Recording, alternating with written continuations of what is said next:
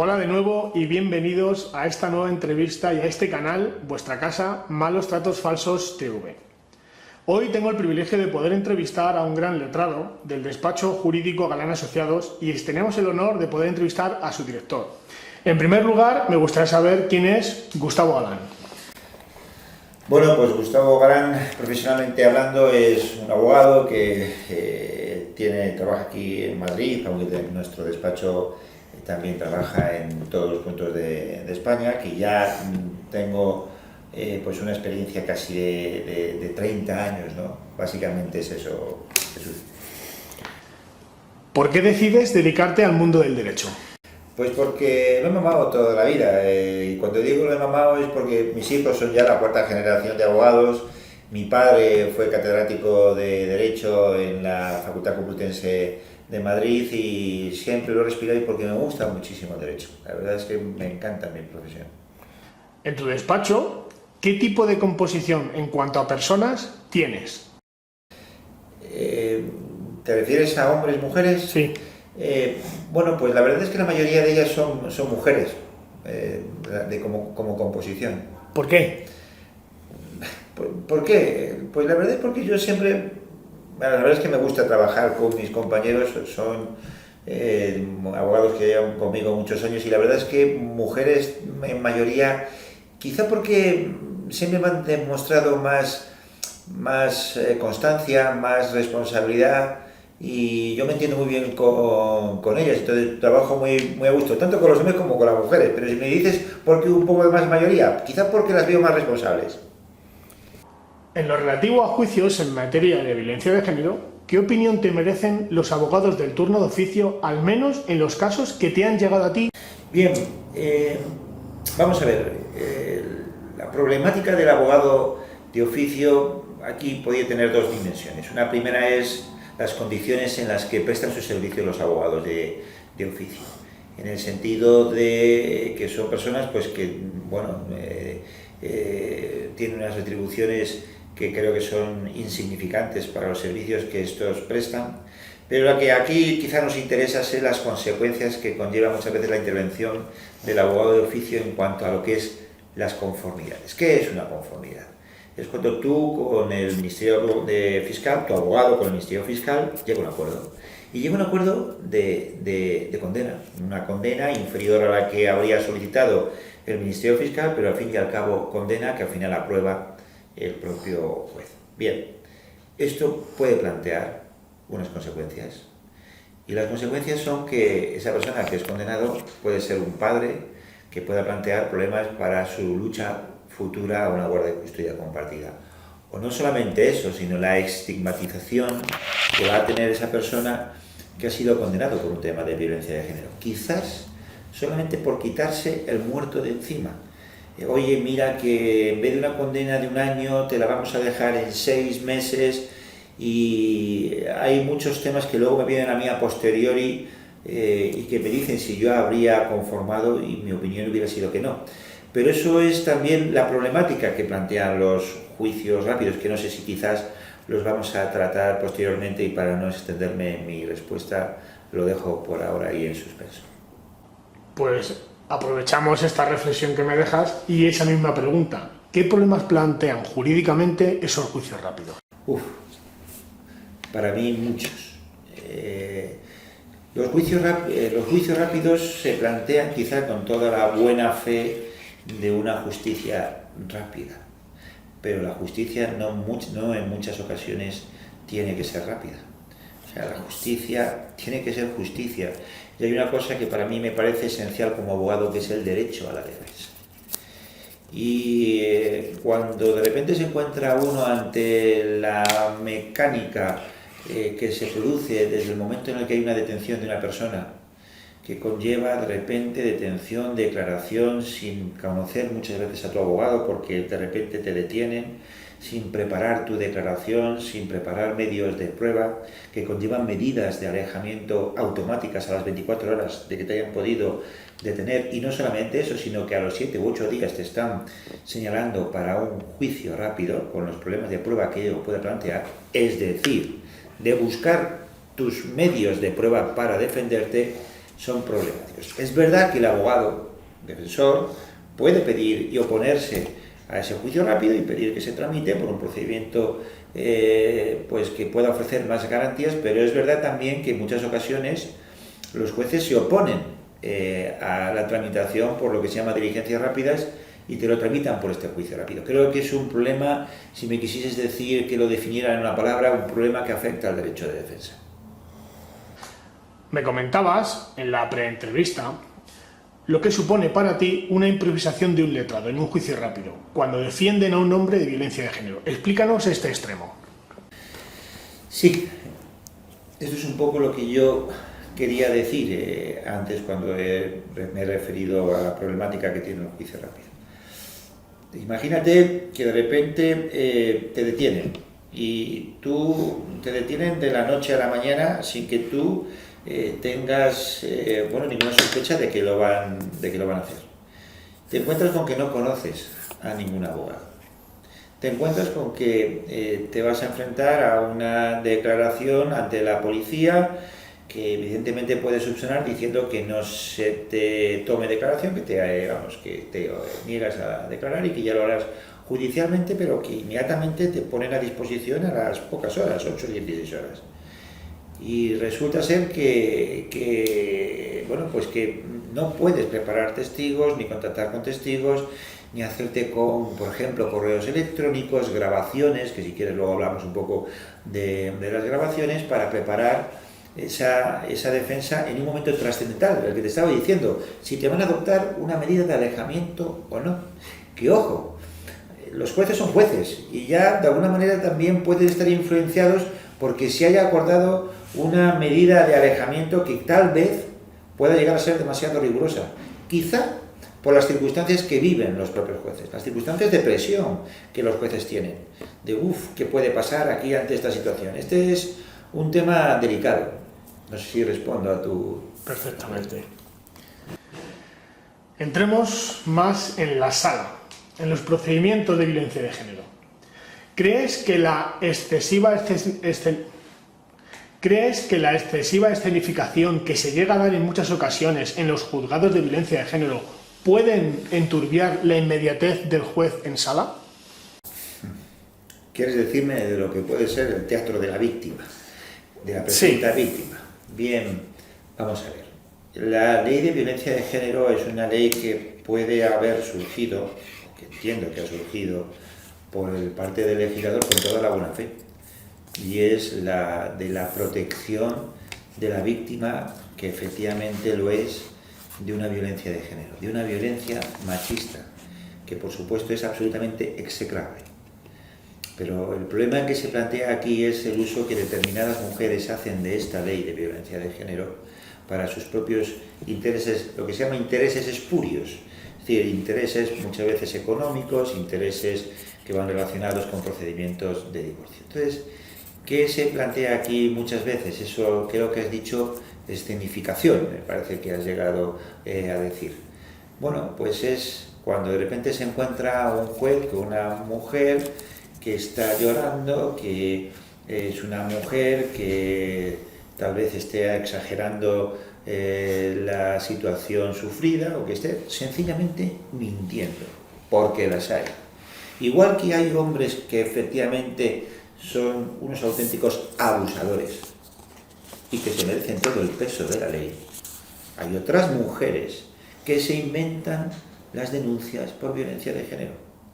Entonces, ese es el problema que tiene la propia mujer el propio juez cuando me hablas de la inmediación. La inmediación es que el juez esté diciendo, bueno, vamos a ver, ¿esta persona me está diciendo la verdad o no? Y créeme que hay auténticos, igual que hay auténticos hombres que son, como digo, auténticos machistas y violentos, hay mujeres que son para Nobel, en cómo escenifican cosas que realmente no han sufrido. Ese es un problema del juez, porque muchas veces no hay ningún tipo de lo que se llaman pruebas periféricas. No existen partes de lesiones, y de repente una mujer está diciendo que si está sufriendo un maltrato psicológico, mira tú qué casualidad, justo cuando se está separando. Entonces, ¿hasta qué punto el juez puede entrar a ver si eso que manifiesta es cierto o no? Desde el punto de vista jurídico, ¿qué supone desde la aprobación de la Ley 1/2004, la conocida como Ley contra la Violencia de Género, que una mujer denuncie por esta violencia a un hombre sin previamente... Desde un punto de vista jurídico, ¿qué supone desde la aprobación de la Ley 1/2004, la que comúnmente se conoce como Ley de Violencia de Género, que una mujer denuncie por violencia a un hombre si previamente estaban inmersos en un procedimiento civil de separación o luchando por la custodia de sus hijos? Creo que te estás refiriendo a la incidencia que puede tener, la influencia que puede tener la Ley de Violencia de Género en los procesos matrimoniales y las consecuencias. Bien, claro que te encuentras en muchas ocasiones que la mujer, cuando, repito, estamos ante situaciones que no son reales, que se inventan, consideran que la vía más rápida es la utilización de la Ley de Violencia de Género. ¿Por qué? Porque la Ley de Violencia de Género, en cuanto se aplica como mecanismo de protección, en este caso a las mujeres, conllevan no solamente las medidas de alejamiento a las que me acabo de hacer referencia, sino medidas civiles que conllevan el uso del domicilio familiar, la aplicación de la pensión alimenticia, la fijación de un régimen de visitas e incluso de una guardia de custodia. Esto se puede llegar a obtener automáticamente en cuestión de 24 o 48 horas. Que este señor no me interesa, y no me interesa aquí porque quiero romper la relación con él, y es un pesado, por decirlo de alguna manera, pues se va a enterar. Porque hay tipos de mujeres que son así. Digo que hay tipos de hombres de una manera, pues hay tipos de mujeres que en este caso en concreto dice, lo he hecho del domicilio familiar, pidiendo en este caso las medidas de protección e inventándome, inventándome, porque es que ya se van determinadas personas ya van viendo, incluso, a veces asesorado, lo voy a dejar ahí,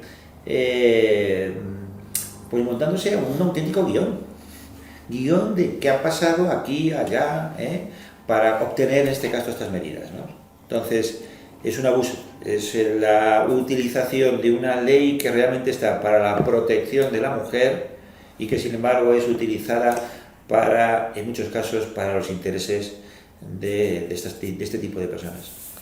Retornándonos a la anterior pregunta, sería una forma de enturbiar la inmediatez en sala, extendiendo esta denuncia y esa escenificación al guión, como bien comentas, que se puede llegar a representar en una sala. Esa es la forma de enturbiar la inmediatez del juez. Claro, porque de repente te encuentras a la mujer lista, vamos a decir, a la mujer lista que se inventa una película de hechos. He tenido casos de este tipo que los relaciona perfectamente, se monta un guión que no va seguido de pruebas objetivas. Pruebas objetivas es como que tengan partes de lesiones. Es decir, hay veces que de repente te encuentras en los casos en los que estamos hablando de denuncias que son falsas, a una mujer que dice de repente cuando se está separando que lleva 15 años sufriendo situaciones de violencia física. Y resulta ser que no te trae ningún testigo, no te trae ningún vecino contigo, no te trae ningún parte de lesiones. Entonces, de repente su historia empieza a hacer aguas porque está sometida, porque si ves su declaración o ves su denuncia, ves que tienen auténticas contradicciones. Y ahí hay una labor del abogado que es esencial.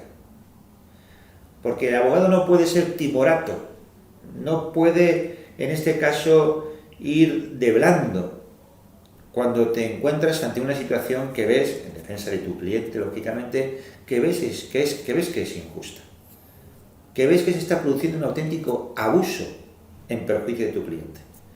Y si empiezas a analizar las contradicciones, que no voy a ponerme aquí de qué tipo, que hay entre su denuncia, entre la declaración, entre lo que te dice pues el propio atestado, ahí no puedes ser blando.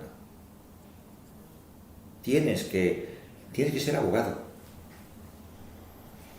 porque te estás jugando la vida de una persona. Y cuando digo la vida de una persona, no solamente es la vida personal, del sufrimiento que una persona va a tener, va a soportar durante este proceso, 1 o 2 años, son los temas personales, las separaciones de tus hijos queridos, con medidas de alejamiento, pero es que hay veces que incluso lo que supone las propias consecuencias profesionales. Hay personas, funcionarios, voy a ponerte por un ejemplo, policías, que de repente se ven en peligro su propia carrera profesional. Entonces, este es un tema delicado donde el abogado tiene que ser abogado. El Consejo General del Poder Judicial, en un estudio realizado, como bien conocemos todos, creo que recordar en el 2010, de 500 sentencias, para demostrar su fábula, es decir, que no existen denuncias falsas, en este estudio se determinó que de esas 500 sentencias, 300 eran apelaciones y 200 eran casos juzgados en audiencias provinciales. Con nuestra muestra, el Consejo General del Poder Judicial manifiesta que era una muestra suficiente para demostrar que en la realidad las denuncias falsas son un mito. ¿Esta es la realidad que te encuentras como letrado en tu vida profesional a lo largo del día a día? Entonces, lo que quiero decir es que la experiencia del despacho es lo que ve, es decir, nosotros nos encontramos y nos enfrentamos a muchos procesos, juicios, donde al final casi tienes y desarrollas una relación personal con el propio cliente porque ves el sufrimiento que padece y te ves con muchísimas sentencias que son absolutorias en nuestro despacho, pero también es verdad, yo no lo digo porque seamos un magnífico despacho, sino porque te encuentras también con perfiles de clientes que no son violentos, que no han cometido estos hechos, ¿no? Entonces, esto es lo que veo, es decir, ves muchas veces dónde está esa mayoría de denuncias que son falsas, cuando lo que yo veo es justo lo contrario. Ojo, que no quiero decir que no haya violencia de género, claro que la hay, pero yo te hablo desde mi experiencia, de los abusos que veo que se cometen, mi experiencia. Por tanto, la experiencia nos dice, en este caso de este despacho como otros, nos han dicho que la gran mayoría de procedimientos que han llegado a llevar, la gran mayoría consiguen la libre absolución o el archivo de sus clientes, lo que contrasta radicalmente de manera opuesta con lo que manifiesta el máximo órgano de los jueces. Bueno, estaría quizá mal dicho lo que, y no quiero que se me malinterprete, es decir, nosotros tenemos muchas sentencias, muchísimas sentencias que son absolutorias. Digo que no quiero que se me malinterprete porque estoy diciendo que quizá es porque los clientes que nosotros tenemos son clientes que no han cometido actos de violencia y por tanto su defensa en principio es mucho más sencilla, aunque hay que salvar las declaraciones de las víctimas, como estamos diciendo. El problema que se produce es luego de lo que genera la situación de una denuncia falsa, porque con sentencias que son en este caso absolutorias, luego le planteas al cliente o el cliente te plantea si cuando ganes el juicio, en caso de ganarlo, va a poder presentar una denuncia falsa. Y quizás también ahí es una cuestión distinta, es decir, porque muchas veces los clientes ya no quieren presentar denuncias falsas por el sufrimiento que han tenido, el sufrimiento psicológico que han tenido a lo mejor durante 2 o 3 años en procesos que son largos. Y luego porque también, con todos mis respetos, no tienen el amparo, pero también por mi experiencia, no tienen el amparo que deberían de tener dentro de los propios tribunales de justicia. Con todos mis respetos. Porque te encuentras con casos que realmente son para que se tramiten, y no son tantos los que hacemos, porque muchas veces el cliente no se atreve, a que no continúan los jueces ante este tipo de denuncias falsas contra esas mujeres, que creo que debería de hacerse precisamente para de alguna manera purificar lo que es un mal uso de la ley de violencia de género. A continuación de esta pregunta, y mostraremos a los telespectadores la gráfica del propio estudio del Consejo General del Poder Judicial, en la página 64 de dicho estudio de la aplicación de la Ley Integral contra la Violencia de Género, se nos llega a decir que tan solo 68 de ellas, o 68 personas, fueron condenadas simple y llanamente por la mera declaración de la denunciante. Es decir, el 34% de las condenas, según el gráfico del Consejo General del Poder Judicial, simplemente han llegado a condenar sin ningún parte de lesiones, sin testigos, simple y llanamente por la declaración de la denunciante. Te pregunto, Gustavo, ¿esto no es acabar con la presunción de inocencia? Es verdad que la violencia de género, cuando es real, se produce dentro de lo que es el ámbito íntimo de la pareja. Y muchas veces es difícil de acreditar este tipo de situaciones cuando es real, sobre todo en el tipo de los maltratos psicológicos. Cómo acreditar que ha habido un maltrato psicológico cuando esto es real. Y ese es el problema que tienen las víctimas, que lo son. El problema es el opuesto también. Cuando resulta ser que, utilizando esto, que muchas veces dicen, bueno, es que la violencia ocurre en la intimidad de la pareja y entonces es difícil de acreditarlo, ¿no? Pero el problema de la dificultad de acreditarlo será en todo caso de la acusación, porque está afectando a un derecho que es esencial, el derecho de defensa. Entonces, si nos encontramos con una mujer que tiene una gran imaginación y solamente por su declaración se condena a una persona, pues es un problema, porque efectivamente existen condenas solamente por la declaración de la víctima. Y solamente puedes ir contra ella cuando no reúne algunos de los requisitos, que no sea verosímil, que no sea persistente, se dice, o cuando no concurran esos intereses económicos, ¿no? Pero eso es un problema, las declaraciones de la víctima en contra del principio de presunción de inocencia. ¿Esto no es una perversión o la inversión de la carga de la prueba que supone en muchos casos la posible libertad o el archivo de la causa del denunciado? Sí, lo que de alguna manera he querido venir a decir. Es decir, el derecho a la defensa, el principio de presunción de inocencia, para mí está por encima de todo. Entonces, entiendo que la ley quiera proteger a la víctima y ante estas situaciones querer dar validez a la declaración de una persona, de una mujer. El problema es cuando, lo que estaba diciendo antes, cuando se escenifica, cuando se miente, cuando eso afecta al principio de inmediación, es decir, a que el juez tenga que ver si esa declaración es cierta o no, si le están mintiendo o no. Y esto plantea un problema, porque como en todo, hay buenos abogados y malos abogados, hay buenos jueces y hay malos jueces, y hay veces que ahí nos encontramos con jueces que pueden ser facilones, hay veces, en cuanto a una declaración de una víctima. En el papel de un juez no es nada fácil, no es nada fácil, porque ver cuando se le está mintiendo o no, cuando no hay esos elementos periféricos de prueba, es muy complicado. No sé si respondo a tu pregunta. Has hablado de una serie de términos jurídicos que la mayor parte de la gente que está empezando en estos procedimientos seguramente desconocerán. Explícanos qué es la incredibilidad subjetiva, la verosimilitud y la persistencia en la incriminación con respecto a la declaración de una presunta víctima en el ámbito de violencia de género. Bien, he procurado no utilizar palabras como la de la incredibilidad subjetiva, pero bueno, básicamente, ya que lo que tú me lo preguntas, es que esa declaración de la víctima, cuando no hay otra serie de pruebas, cuando no hay partes de lesiones, cuando no hay otros testigos, es que esa declaración va a tener un valor de cargo, es decir, un valor inculpatorio para condenar cuando reúne los requisitos. Verosimilitud, pues es lo que estaba diciendo yo anteriormente, es decir, cuando la supuesta víctima te expone una serie de hechos que parece que son verosímiles, que no tienen contradicciones, que parecen lógicos. Por tanto hay que entrar, el abogado tiene que entrar, y tiene que entrar a estudiarlo de verdad, en relación con todo lo que pueda haber de otros elementos dentro de la instrucción, como puede ser por ejemplo el atestado, para ver si es verosímil o no la historia que está planteando en este caso esa supuesta víctima.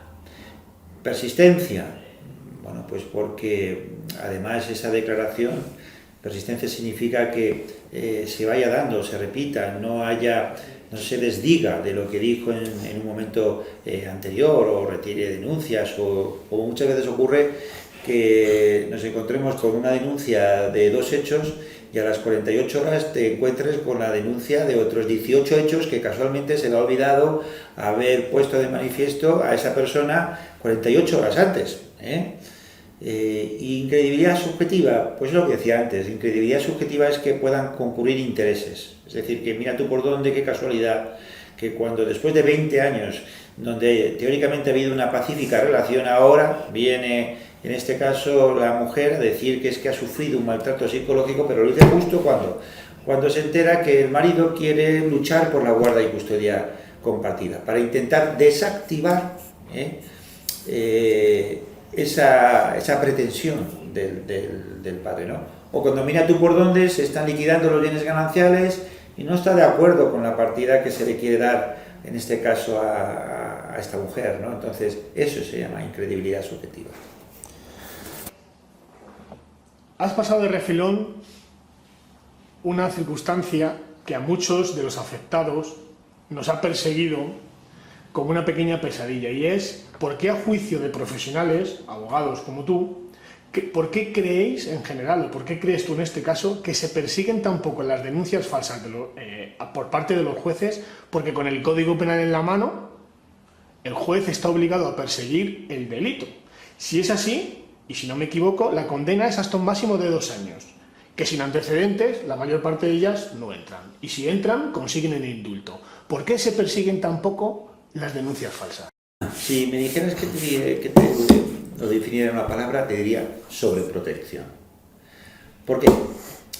Porque hay un tipo de sobreprotección y es, evidentemente, hay una gran sensibilidad lógica ante este tipo de hechos que hay que perseguir. Y digo que hay que perseguir con toda la fuerza de la ley. Ante este tipo de conductas que son reales, de machismos y de comportamientos violentos. Pero claro, el problema hay que cuando se intenta perseguir este tipo de situaciones, se produce una sobreprotección sobre personas, sobre mujeres, que no están planteando realmente, que puede objetivamente, en indicios, puede plantear dudas de que esa persona pueda sufrir, por ejemplo, una medida de alejamiento. Sufrir no, es decir, que a su favor se le dé una medida de alejamiento. Entonces, puede haber una sobreprotección, que es verdad que los tribunales en los últimos años lo han matizado, han sido de alguna manera más reservados a lo que ahora está volviéndose a producir como un repunte de las medidas de alejamiento o de protección, quizá por la presión en los medios sociales.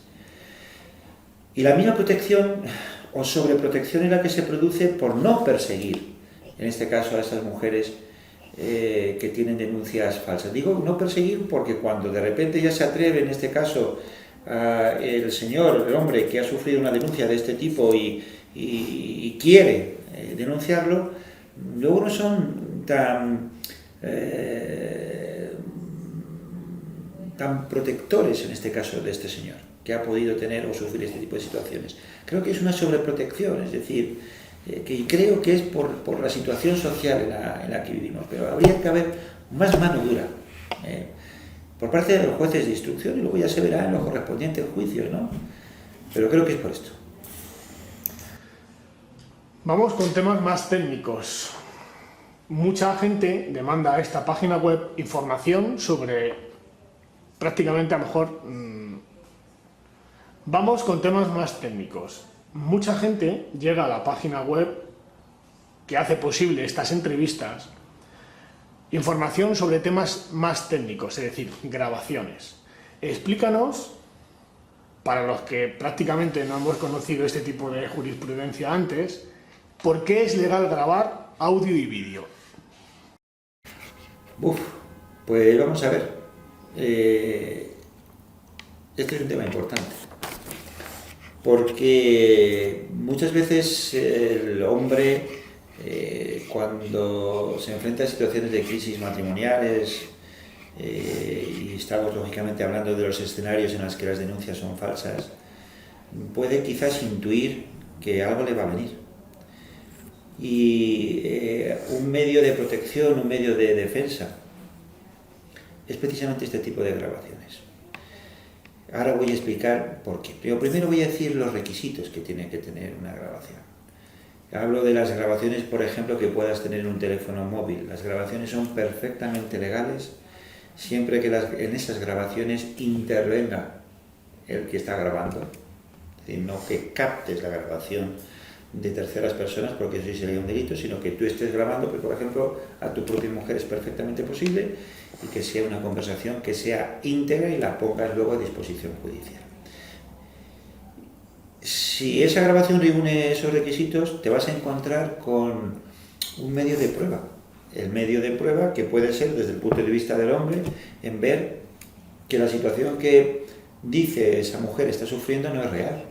No, porque es que yo estoy intimidada y yo tengo mucho miedo y me insulta a mi marido y es que yo estoy coaccionada, y de repente te encuentras con grabaciones donde se ve justamente todo lo contrario. Se ve a una mujer que es absolutamente agresiva, que insulta, que se enfrenta, incluso que llega hasta pegar a su propio marido. Lo he tenido, casos incluso curiosos entre directivos, marido y mujer directivos, donde la mujer iba diciendo que es que le pegaba a su marido, y luego resultaba ser que su marido hábilmente, y porque se le había asesorado precisamente por el riesgo que éste podía sufrir de una denuncia, había grabado a su mujer y se escuchaba cómo la mujer pegaba al marido. Y en juicio, la mujer tenía que dar cuentas de por qué decía lo que había dicho cuando en la grabación resultaba justamente todo lo contrario. Grabación, medio de protección.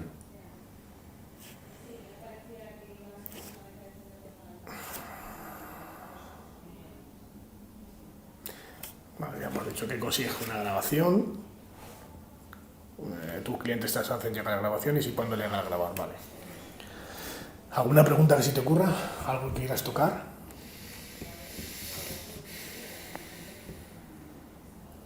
Porque ahora ya para terminar es, mirando a la cámara, ¿qué dirías a todas las personas? O sea, tú ves en tus clientes, ¿qué tienen de especial tus clientes en relación? No sé si tú llevas otro tipo de procedimientos penales. Mire, no sé si tú llevas procedimientos civiles y penales. Creo que tú llevas procedimientos civiles y penales. ¿Qué distingue quizás al cliente que sufre una denuncia falsa? ¿Qué distingue? En el despacho lleváis temas civiles y penales. A tu juicio, ¿qué distingue al cliente que recurre a vosotros cuando, según él, ha recibido una denuncia falsa? Pues mira, tienen un matiz peculiar. Repito que el perfil del cliente que viene al despacho es el del cliente que ha sufrido una denuncia falsa. No el que se ve que por pruebas objetivas ha pegado una paliza a su mujer, sino que se está separando o el que está liquidando los bienes gananciales. Y hay una mayoría de hombres que, como buenos padres, que también sufren personalmente lo que es la separación, el problema del aislamiento de sus hijos, cuando hay medidas de alejamiento, el problema de qué dirán mis hijos, el problema de la alienación parental, es decir, de la influencia que tienen las madres con respecto de los hijos, de que tu padre es malo y me ha pegado y ahora por fin lo cuento. Y es un sufrimiento, o sea, tú les acompañas, porque ves el sufrimiento de este tipo de personas. Yo por eso digo que hay veces que al final llegas a tener una relación especial con determinados clientes. Hombre, hay algunos que son más introvertidos y tú no te metes en su esfera, pero hay personas que le ves el verdadero sufrimiento que tienen, ¿no? Hasta incluso a tener que apoyarles psicológicamente, porque es un sufrimiento que va a durar quizá 1 o 2 años en procedimientos de instrucción y hasta el enjuiciamiento, ¿no? Entonces quizá lo que tienen de especial es este matiz, ¿no? La de su sufrimiento. Si me dices una palabra, la de su sufrimiento. ¿Cuál es el caso más duro jurídicamente que has vivido en tu larga carrera profesional? Hombre, la verdad es que casos duros creo que lo son todos, porque duro es el que uno sufre. Pero si quizás me dijeras uno que pudiera ser quizá por llamativo, pues mira, la de un chico que tenía 25 años, que se había enamorado de una persona que se dedicaba a la mujer, que se dedicaba a la prostitución. También tomaba mucha droga esta mujer, y él se enamoró de ella. Y después de intentar sacarla de la prostitución, incluso de haberle confesado que su padre había abusado sexualmente de ella, y de querer incluso hasta romper la relación porque ella no abandonaba la prostitución para hacerse con droga, incluso con amigos de mi cliente, llega un momento incluso a confesarle, creo que lo he dicho, de un abuso sexual por parte del padre de esta chica. Y él, a pesar de todo esto y de todo el sufrimiento que padeció, quiso echarle una mano. No solamente después de haber querido que dejase la prostitución, que dejase las drogas, sino incluso hasta el propio abuso que habría sufrido del padre, la acogió nuevamente, la ayudó, quiso ir contra el padre hasta que el padre se enteró de la maniobra de su hija y de que éste quería protegerla a su hija. Y de repente se encontró con que el padre le denunció por él por maltrato psicológico, maltrato físico, que el que le había inducido a la prostitución era él, que el que le había inducido a tomar drogas era él, y que se había inventado el tema de ese supuesto abuso sexual. ¿Qué ocurrió? Que al final esa chica, muerta de miedo por su padre, pues acabó atacando a la persona que le había querido proteger. Esa historia a la que hacía yo referencia anteriormente, y de repente te encuentras con que ese chico sufre la acusación por inducción a la prostitución, por delitos de coacciones, por 2 secuestros, etcétera, etcétera, etcétera. Es decir, que se encontraba ante acusaciones de 24 o 25 años de cárcel, sumados todos esos delitos. Y al día de hoy pendiente de sentencia. No había ningún tipo de parte, no había ningún tipo de elemento objetivo. Y en todo caso lo que habían evidentes contradicciones en sus declaraciones. Que había sido secuestrada cuando tenía un teléfono, por ejemplo, en su poder. O cuando de repente bajaba y había llamado a alguien diciendo que había un secuestro y se encontraba con la propia policía y no decía nada. Es una historia tan larga que tiene muchos detalles, pero eso es significativo por el sufrimiento que el chico padeció y sigue padeciendo hasta que no tengamos esa sentencia. Para terminar, me gustaría que le dijeras a las futuras víctimas, tanto las que sufren malos tratos como las que sufren denuncias falsas y las van a sufrir, ¿qué les dirías y cómo deberían prepararse? Pues hombre, a las mujeres que sufren violencia machista, violencia de género, pues que se atrevan y que sean valientes y que acudan a sus familiares y que acudan a donde tengan que acudir para denunciar.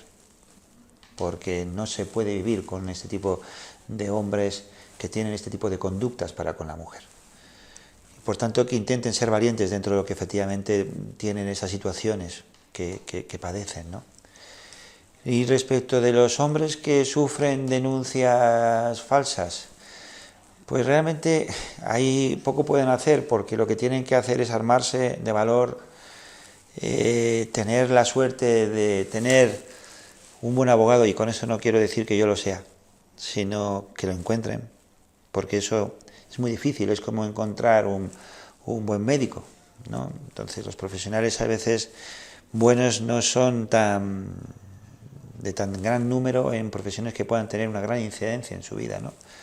Por tanto, que tengan suerte en la elección del abogado Y que luego, si al final tienen suerte, porque también tienen que tener suerte, no solamente es encontrar un buen abogado, sino un buen tribunal, suerte, pues que luego sean valientes en perseguir este tipo de denuncias que son falsas. Porque muchas veces yo entiendo también al cliente que al final no quiere continuar porque ha sufrido todo un menoscabo, un desgaste psicológico, ¿no? Pero que lo sigan y que lo continúen, porque hay un momento en el que la situación debe de estabilizarse y no haber tanta desigualdad en el trato con respecto de la mujer como con respecto del hombre. Pues muchísimas gracias, Gustavo Galán, director del despacho Galán Asociados, por esta magnífica entrevista, por darnos tu punto de vista profesional y por ser tan valiente al manifestar tu objetividad respecto de cómo funciona la violencia de género y cómo se funciona en los juzgados. Mil gracias y aquí dejamos esta entrevista muy agradecidos. Malos Tratos Falsos TV. Muchas gracias a vosotros.